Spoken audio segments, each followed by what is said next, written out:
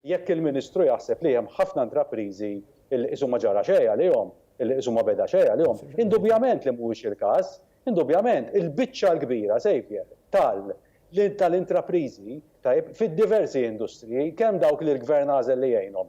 Però wkoll il-Ministru għandu jieħu nota wkoll ħafna mill-industrija li l-Gvern ma għażel li ma jgħinhomx u għażel deliberatament li ma jgħinhomx, ħafna minn dawk marru lura kemm fil-beħ tagħhom, kemm fil-revenues tagħhom, però iktar u iktar fil-cash flows. Ex-qar il-kellim tal-Oppożizzjoni għall-Ekonomija Claudio Grech waqt il-programm Extra meta kien qed jitkellem dwar il-mod kif il-Gvern tal-ossiġnu biss lil parti selettiva tan-negozji b'eluf ta' ħaddiema mill-ġimgħa ma rritornawx għan-normalità li qed ipinġi l-Gvern.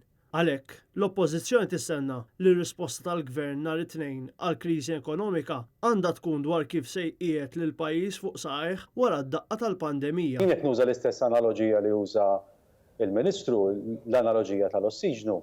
Il-problema li naraw aħna hija illi sfortunatament dak l-ossiġnu ma ingħatax lill-intrapriżi kollha li ntlaqtu. Bit-tweġiba l-analoġija tal-Ministru Edward Scicluna li qabbel l-impatt ekonomiku ma' terremot, Claudio Grech fakkar kif l-industrija, partikolarment in-negozji żgħar tal-ħwienet, ħadu żewġ daqqiet fuq xulxin, hekk kif kienet għadha kif ħarġet minn teżżiża enormi politika eżatt qabel COVID-19. Teżżiża li damet tista' tgħid xarejn u nofs, fejn kellek l-iktar parti tas-sena fejn iddur ir-rota ekonomika f'dak li għandu x'jaqsam mar-retail kompletament wifqa minħabba il-kriżi politika li daħal fiha pajjiżna fejn waslet ukoll għat-tmiem tal-Gvern tal-Prim Ministru Muscat. Il-kellim tal-Oppożizzjoni saħaq li l-Partit Nazzjonalista jistenna li nhar it-Tnejn il-Gvern isewwi l-ħsara li ġabu stess fl-ewwel teżżiża bil-kriżi politika u jgħin lill-intrapriżi, negozji u l-self-employed biex isalvaw.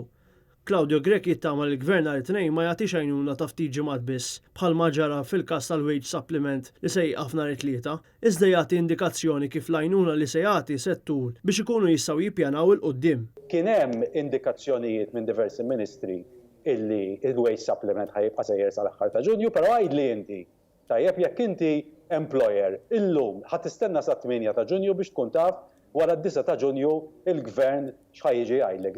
Żgur li ġurnata mhix viżibilità, anything better than one day ħad tkun viżibilità. Id-deputat nazzjonalista qal li l-Gvern jeħtieġ ibiddel il-viżjoni soċjo-ekonomika tiegħu. Karba li ilhom tant jisħu fuqha il-korpi kostitwiti u l-Partit Nazzjonalista. Aħna nemmnu illi dan li jista' jinħoloq billi prinċiparjament aħna nibdew nerġgħu nħarsu lejn is-setturi ekonomiċi li jistgħu joħolqu aktar valur miżjud, però illi jsiru b'mod aktar sostenibbli.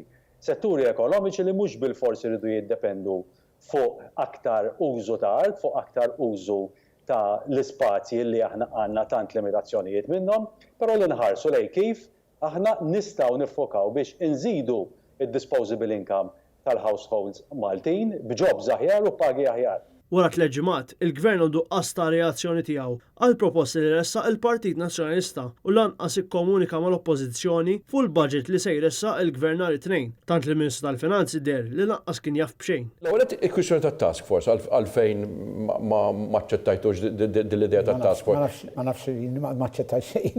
Intant, Scicluna kompra jisprimi xettiġiżmu dwar l-għajnuna ta' miljun ta' fondi mill-Unjoni Ewropea. Żgur li ma kienx il-Gvern li qed jaqbes l-oppożizzjoni illi isna sibna d-deb.